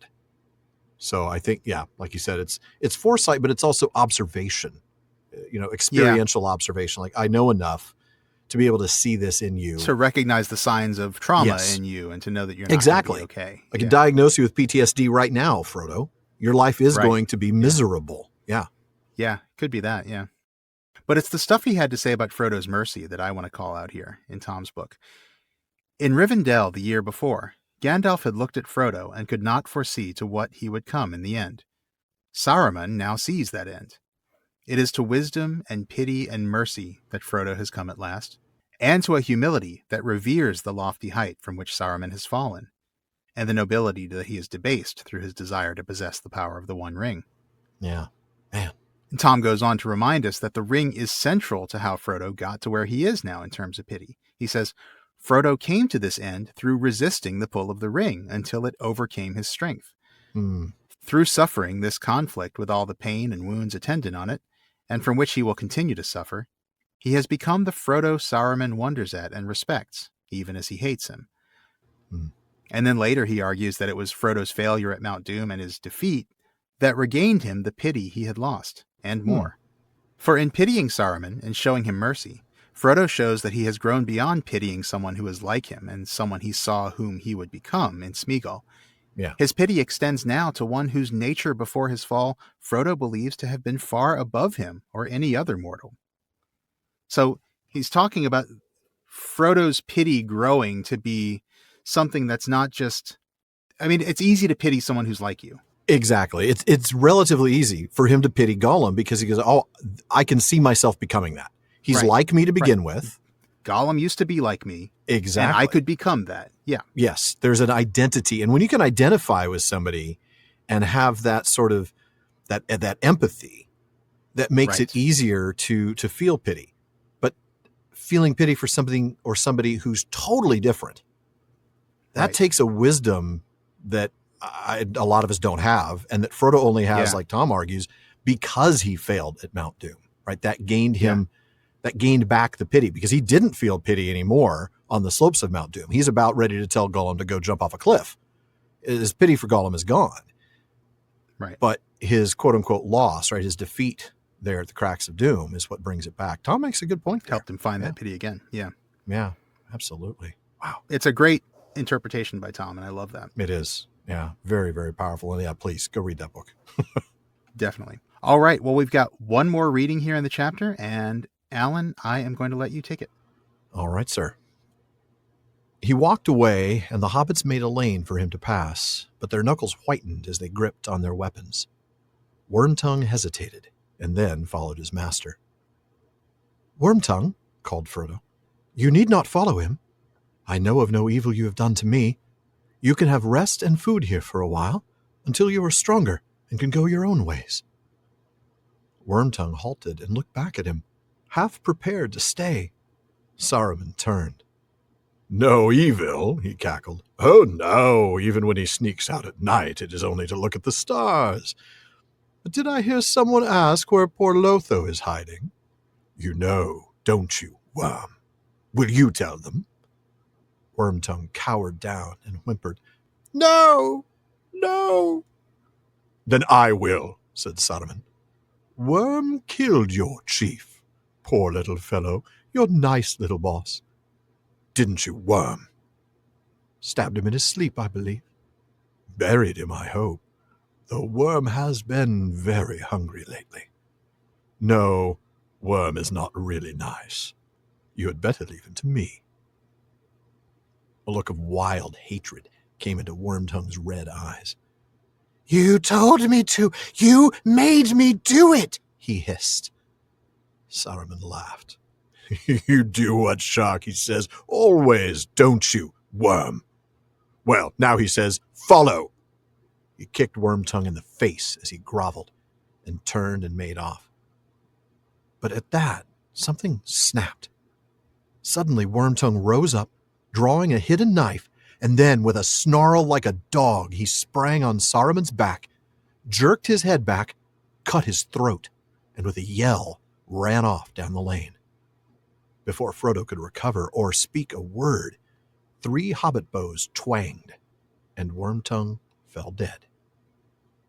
To the dismay of those that stood by, about the body of Saruman a gray mist gathered, and rising slowly to a great height like a smoke from a fire, as a pale shrouded figure, it loomed over the hill.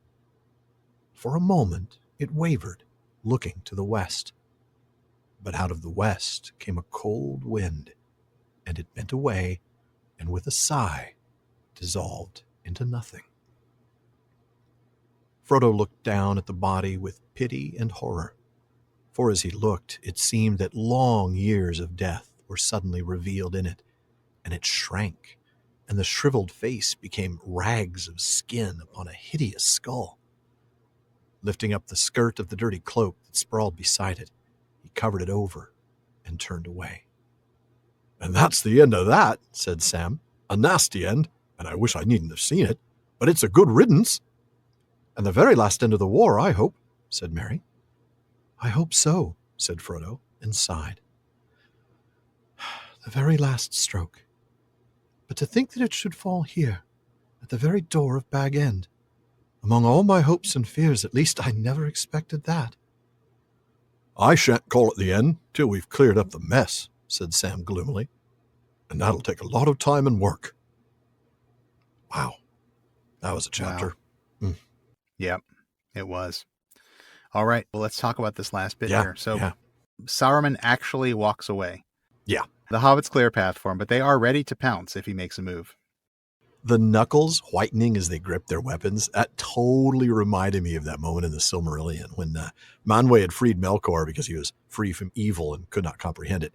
But then we read, Tulkas clenched his hands whenever he saw Melkor, his foe, go by. And that's the hobbits right here. They're just restraining their wrath. Like, oh, just let me at him. Ready. They are just like waiting for him to do something. So they can slip up, fight man. him. Do it again and we will take you down. Do it. Come on. Wormtongue seems less sure about leaving, but he eventually begins to follow. And that's when Frodo, showing even more mercy, not just to Saruman, but now also to Wormtongue, to offer Wormtongue a place to stay, to rest and heal before going wherever he wants to. Yeah. And Wormtongue stops and actually seems to be considering it. And man, my heart breaks for him a little bit here because he's given this one, just like this one moment, like it's like tantalizingly brief moment that, you know, he might get a chance to break free of Saruman here. Yeah. I mean, that's the thing, you know, he talks about in many partings how much he wishes he could leave, you know. And I think at that point it's Gandalf who says, well, then leave him, right? But of course he can't. He just, he's stuck. And here's a chance for him to get unstuck. But it's too brief, right? Saruman has other plans. He torments Wormtongue, and he asks him if he'll tell the hobbits what happened to the chief, to Lotho. And that puts Wormtongue in quite a state. Yeah. He starts cowering. He starts whimpering, leading to Saruman doing exactly what he'd intended to do here, and that's use this as a way to tell the hobbits that Wormtongue stabbed Lotho while Lotho was sleeping, no less. Oh, man. And then, in a particularly twisted moment, suggests that, well, maybe he buried him, but I don't know. He has been hungry lately. So he may well have resorted to cannibalism and eaten Lotho. Okay. I've got to talk about this here because, before we keep going and Wormtongue gets his long-awaited revenge, I want to talk about this accusation because all through this chapter for the last 4.5 episodes, I've been acting like this is almost a given. And in part, I base this on the fact that Saruman had starved Wormtongue already, right? I mean, he pretty much looked near death when they encountered the two of them in Dunlun. Yeah. And then combined with the fact that Wormtongue doesn't deny it here, instead saying, oh, Saruman, you told me to do it and you made me do it. But the more I look at this passage in context, and it's especially in light of how Saruman now understands Frodo's mercy. That's key here. It's Saruman's perspective on Frodo and his mercy. He sees how merciful Frodo is. I think Wormtongue didn't eat Lotho. And really? Yeah, I think when Wormtongue says, you told me to, you made me do it, that's about the stabbing of Lotho. He's confessing that, right? He's not responding to the allegation of cannibalism. He's responding to what is actually true, the murder of Lotho, but explaining his guilt away as having been forced to commit the act, coerced at least. But the clincher is going back to Saruman's understanding of Frodo's pity. Saruman knows here is a hobbit. None of these others would do this, but here's a hobbit who really would show Wormtongue mercy and grace. He would give him a place to stay. He would give him food. He would give him time to heal before he could go on with his own life independent of Saruman, which would leave Saruman without a target for his constant abuse. What Saruman's doing here, I really think this is very intentional on Saruman's part. He is not only alleging accurately that he has killed Lotho, right? I mean, that's true given Wormtongue's reaction. Right. But by alleging that he's actually eaten his body, he is trying to do whatever he can to put Wormtongue's actions like so far beyond the pale that maybe even Frodo can't show him mercy, right? If I make Wormtongue totally, completely, irredeemably evil in the eyes of Frodo, then Frodo won't offer him Frodo pity. can't offer him food and rest. Right. Yeah. And he's trapped and stuck coming with me. And we could see that by Saruman's last line here, you had better leave him to me. He doesn't want to travel alone. He needs his constant punching bag. I think he's trying to pull every last trick in the book to keep his victim, right? I mean, yeah. This is so horrible. I mean, it's just reeks of domestic violence in a non-romantic partner relationship. I mean, these two are trapped together. Yeah, no, that's true. And Saruman is manipulating him to stay with him, but also to keep beating him. And Wormtongue just can't leave. It's terrible, but that's exactly what he's doing here. He's manipulating the hobbits into not showing him the pity, not showing Wormtongue the pity that Frodo would like to show him, I think. What do you think, Shawn? That's interesting. I think it's intentionally ambiguous. That's clearly fair. Saruman wants them to think he ate Lotho, and to Saruman, it's more important that they think he ate Lotho. That's true, whether he did or not. Yeah. Yeah, whether he did it or not doesn't matter. Saruman wants them to think he did because that's going to achieve the desired effect. Whether it's true or not, he wants them to not accept Wormtongue, not give him a chance, not give him a chance to break free. He wants his punching bag around. I agree with all of that. I do think Saruman's lies usually have a seed of truth to them. Yeah, that's a good point. And while I agree that Wormtongue's "you told me to," that's definitely a reference to the murder. That's not a reference to eating. That's a reference to the murder. "You made me do it," I think is a bit more ambiguous. Saruman may very well have made Wormtongue eat Lotho if he's been starving him like an abused dog. Yeah. But it's not conclusive. No. But to me, it's mostly the fact that Wormtongue doesn't deny it. He doesn't even touch it.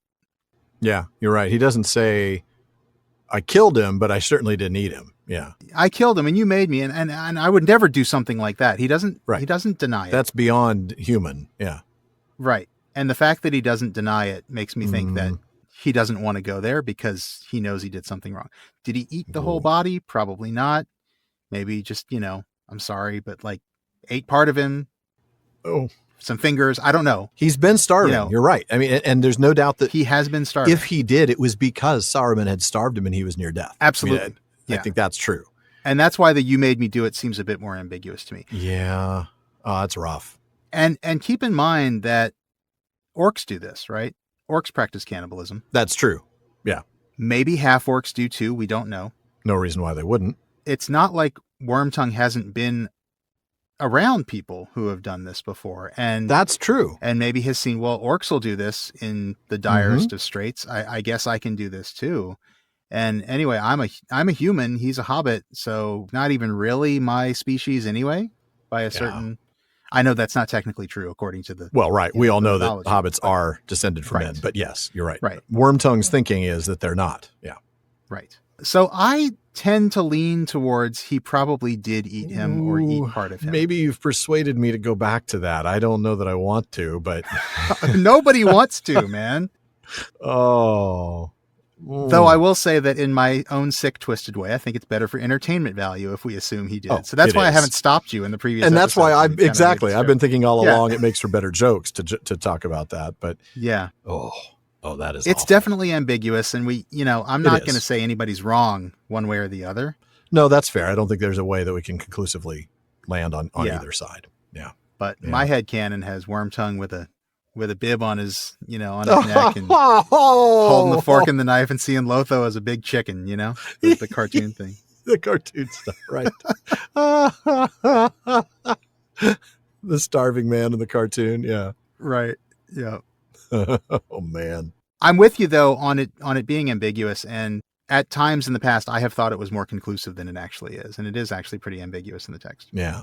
Yeah. I mean, you're right in the sense that it doesn't matter to Saruman whether he actually did eat Lotho or not. What matters is he says it in front of people in order to prevent Wormtongue from being the recipient of mercy. That matters Right. to Saruman. Yeah, far that's what more. matters. Yeah. Yeah, it's the why as opposed to Right. the whether that really Yeah. matters here. Yeah. Yeah, that's correct. All right. Cannibalism or not, let's move back to the text. Yeah, please. Saruman simply laughs at Wormtongue's excuse of "you made me do it" and commands him to follow him. Yeah. I make you do everything. Yeah. Yeah. And he kicks him in the face. I mean, Just kick brutal. somebody in the face. That's rough. Who's groveling before you, by the way? Right. Right? I mean, he's on the ground groveling. He's already giving up all of his power to you. Yeah. He's had no decency or dignity for years now. Right.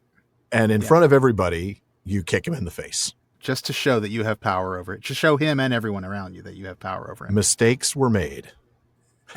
And this is Saruman's Yeah. last mistake. Yes, yes, it is. Because as he turns to leave with his faithful, beaten down dog in tow, Mm-hmm.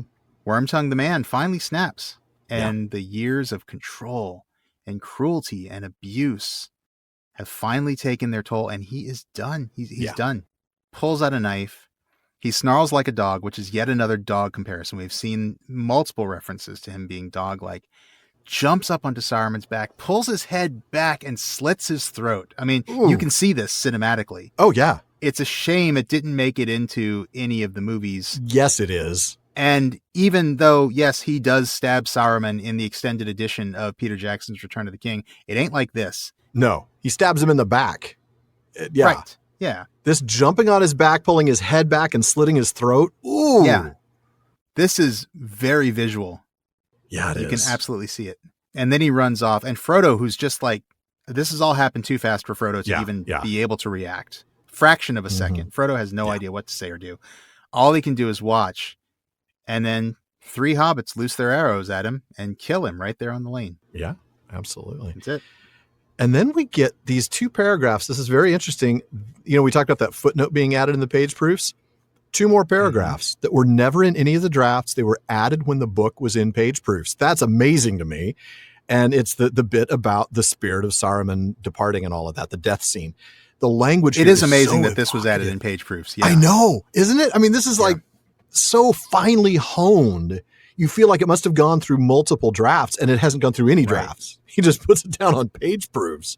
Right. The language here is so evocative, and it really harkens back to a similar moment from the Field of Carmallin about Sauron after the destruction of the ring. So you just read that passage, or I just did, I suppose, but you listening to it have just listened to it or read it. Now listen to this one. Black against the pall of cloud, there rose a huge shape of shadow, impenetrable, lightning crowned, filling all the sky. Enormous, it reared above the world and stretched out towards them a vast, threatening hand, terrible but impotent. For even as it leaned over them, a great wind took it, and it was all blown away and passed. and then a hush fell. And it definitely echoes that, but like so much of Saruman and Sauron, it echoes it in a teeny tiny way because it is nowhere near as impressive or terrifying or foreboding. It's like the tiniest reflection of Sauron's own. Sort of like Isengard was like a child's toy in comparison with Barad-dûr. Or Orthanc, I should say. And though it is similar in terms of the way it's worded, there is a very important difference that Tom Hillman points out here. Mm-hmm. He says, there is a crucial difference we must not overlook. The spirit of Sauron is reaching out as if to strike at his enemies one last time when the west wind blows it away. The pale, shrouded figure of Saruman's spirit looks to the west even as the wind dissolves it. Frodo seems to have been right about Saruman, as Gandalf had been about Gollum. There was no hope that he might be healed. Yet Saruman's hatred and malice, fatally expressed in his cruelty to Grima Wormtongue, denies him even that. Ooh. So let's talk about that. That is interesting. I think he's right. I mean, obviously we see Saruman being denied. You're not coming home. We've turned your room. We turned your bedroom into a gym. You're not going to get to come home. You know? After everything you did, you are not coming back here. No, there is absolutely. no way in the halls of Mandos that we are letting you do that. No way. But that seems to be what he wants. It's not Sauron's last attempt to strike. It's right. Hey, can I come home? No. Yeah.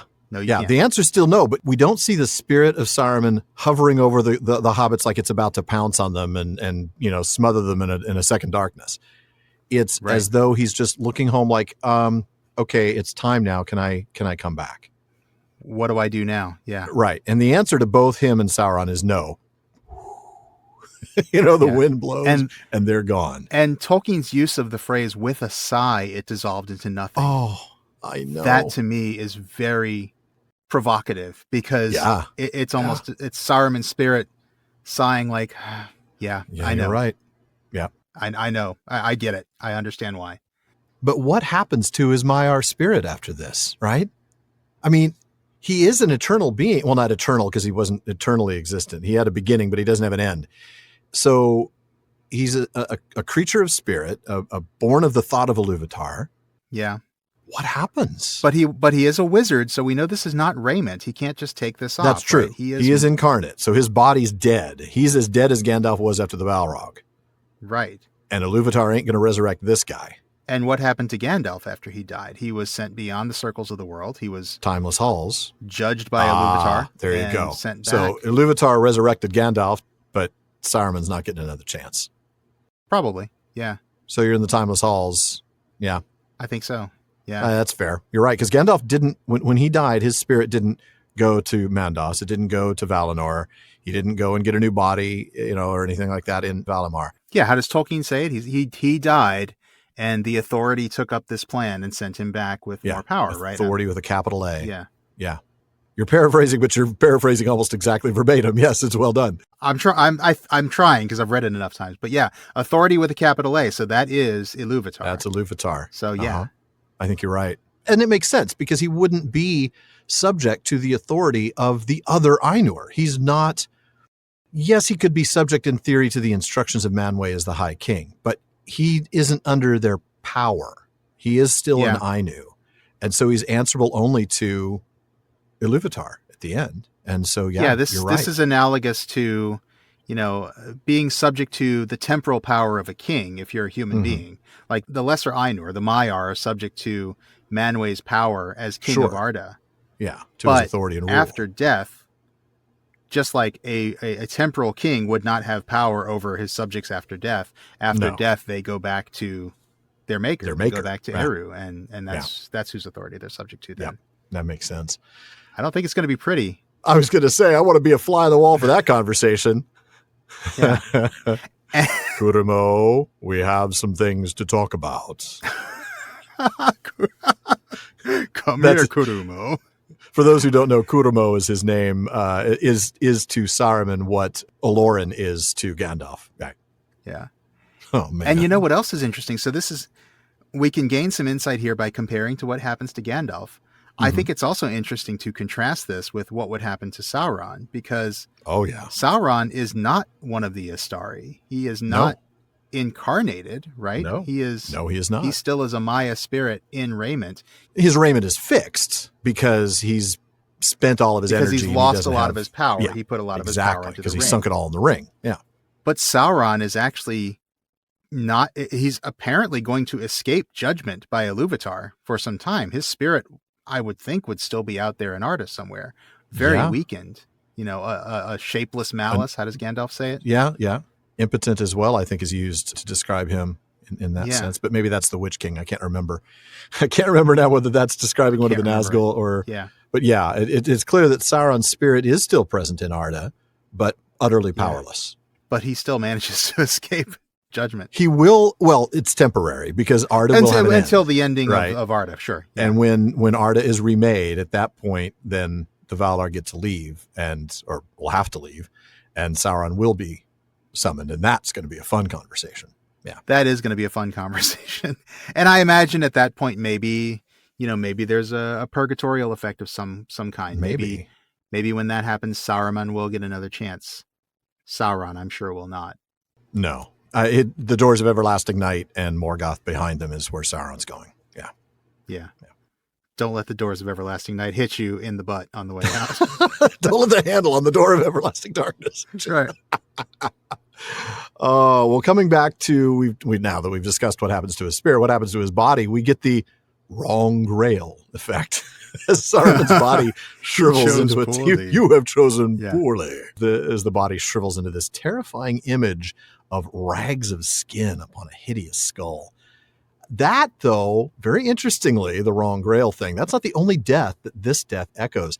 Hammond and Skull in their Reader's Companion point out that commentators have noted a similarity between Tolkien's description of the death of Saruman and the sudden aging and death of Asha in H. Rider Haggard's She.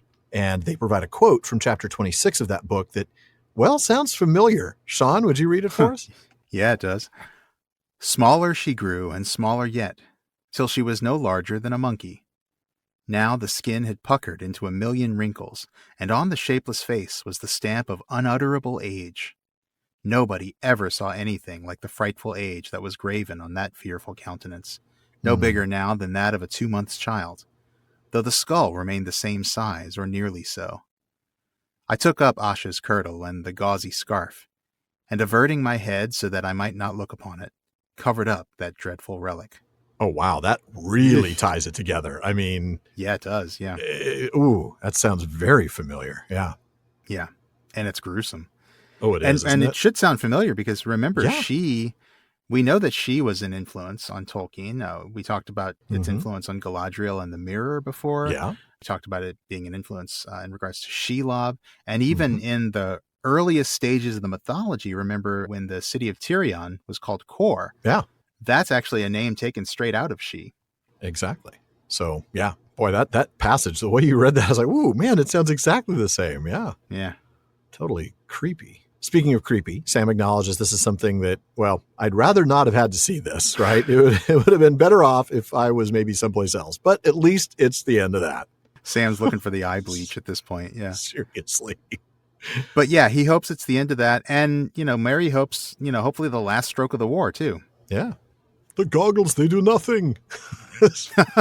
Poor Sam. This brings up an interesting element in the drafts of this idea about the last stroke of the war. In one of the earlier versions, when Sharkey was still a half-orc ruffian and not Saruman himself, Frodo killed him like we talked about earlier. We read in that version, so died Sharkey the boss, where Bilbo's garden had been. Frodo, crawling from under him, looked at him as he wiped sting on the grass. Well, he said, if ever Bilbo hears of this, he'll believe the world has really changed. When Gandalf and I sat here long ago, I think that at least one thing I could never have guessed would be that the last stroke of the battle would be at this door. So it was always going to be here. It just wasn't Frodo's stroke in the final version. Right. Right. Well, and even though it wasn't Frodo who made that last stroke there, it is still unexpected, as Frodo makes very clear in this version, that it should come here at Bag End. So yeah, like you said, that element was present from earlier drafts. Yeah. Now, the Tale of Years says for this day, November 3rd, Battle of Bywater and Passing of Saruman, end of the War of the Ring. So it really is the last stroke of the war. Really is. But Sam will not accept it as the end until they've cleaned everything up. That's who Sam is. And that's going to take some time. which I suppose that's what the next chapter is for. Indeed. All right. Well, we did have a really interesting question for the mailbag. We're going to go ahead and put that in our postscript. So, folks, if you are not already a member of the Fellowship of the Podcast, please consider doing that. There are going to be some amazing postscripts to this chapter in particular. But in the meantime, that does it for another episode of the Prancing Pony Podcast. Come back again next week and I honestly can't believe I'm about to say this. It makes me kind of sad as Shawn and I begin the final chapter of The Lord of the Rings. It's only taken us 245 episodes in almost 6 years. It's hard to believe that it's finally here, and it is bittersweet. Yeah. It will be a bit emotional for both of us, I think. Oh, but, yeah, that last one in particular. Not all tears are an evil, That's true. So I am looking forward to it. Me too. It's going to be great. But folks, Alan and I want to thank the members of Team PPP. That's our editor, Jordan Rennells, Barlaman, Becca Davis, social media manager, Casey Hilsey, event and Patreon community coordinator, Katie McKenna, graphic artist Megan Collins, and website guru Phil Dean. And please take a minute to check out the prancingponypodcast.com. It's where you're going to find our show notes, our outtakes, our Prancing Pony ponderings, and our online storefront where you can get PPP merch, including chapter-specific artwork from Megan. And please take a moment to visit our library page. The Prancing Pony Podcast has always been about the books, so if you're interested in a book that we've mentioned on the show, you will find a link for it in our library. And we do get a small amount of compensation when you make your purchase, so we thank you for that. Indeed we do. And we also want to thank our patrons at the Kierdan's contribution tier. I'll start with DeMay in Alaska, Chad in Texas, Lance in New Jersey, Paul in Colorado, Joseph in Michigan, Kathy from North Carolina, Carlos in California, Brian in the UK, Jerry from Washington, Joe in Washington, Erwin from the Netherlands, Ben in Minnesota, Anthony in Texas, Zaksu in Illinois, Sarah in New Jersey, Joshua in Massachusetts, Lucy in Texas, Keith in Alabama, and Erica in Texas. And there's also Carson in Oklahoma, Vivian in California, James in Massachusetts, Ann in Kentucky, Shawn in New Jersey, Mason in California, Maureen from Massachusetts, John in Japan, Olivia in London, Robert in Arizona, Nick in Wisconsin, Lewis in South Carolina, Thomas in Germany, Craig in California, Bailey in Texas, Kevin in Massachusetts, another Paul in Colorado, and Julie in Washington. Folks, thank you all so very much for your support. And everyone listening, make sure you don't miss any episodes of the Prancing Pony Podcast. Subscribe now through Spotify, Apple Podcasts, Amazon Music, or your favorite podcast app. And one last thing as always, don't forget to send your thoughts, comments, and most of all, what you'll do to clean up the mess that Sam's worried about to Barlaman at theprancingponypodcast.com. And if you want your voice literally heard, well, just send us audio of your question. Visit podinbox.com/prancingponypod and record your question for us. Just please be sure to still email the question to Barlaman, though. Even though Barlaman's been a lot more reliable lately, there is still a lot of mail to sort through, but we'll try to get to you just as soon as we're able. As always, though, this has been far too short a time to spend among such excellent and admirable listeners. But until next time. Farewell, friends.